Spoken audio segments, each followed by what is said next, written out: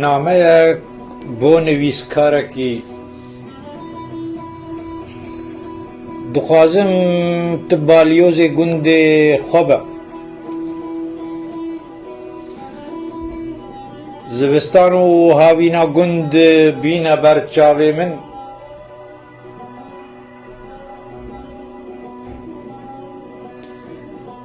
Di zivistanê de dema ku civat li derdora soba tepika digeriya û civat bi Mele Elî û Seyid Ehmed û Hecî Hemze geş dibû. Di havînê de piştî nîvro civatek xweş ji mêr û jinên gund li ber sihika dîwarê teyarka Hecîyê me digeriya. Dengê kenê wan bilind dibû û her kesî dixwast li wê civatê be.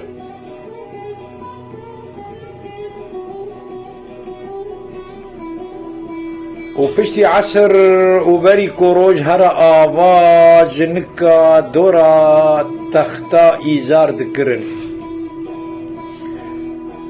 da ku karê razanê bikim.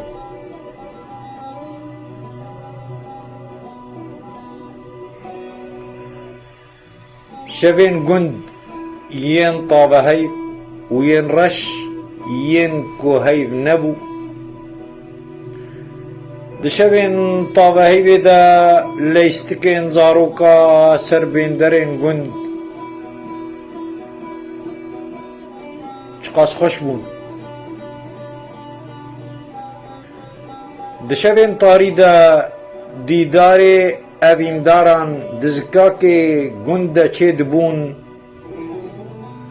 û bi ramûsana hev dimêtin û hingiv ji lêvê hev vedixwarin.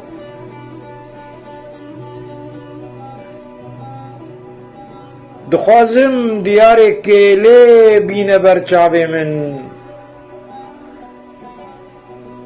Qerebalixê miriyan di nav wê goristanê de.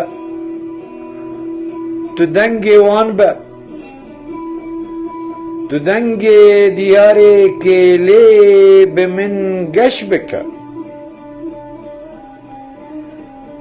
Bihna aşê Hebîbo ji nivîsînê te bên.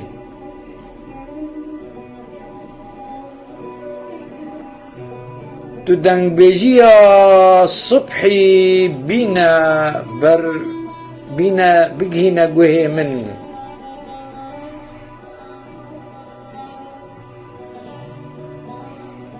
Dixwazim van tevan berçav bike delalo.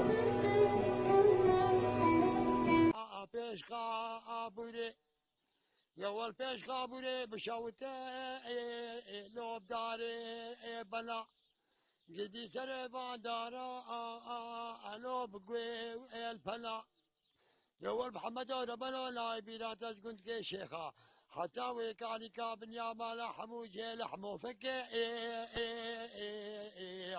اخلي منو تلا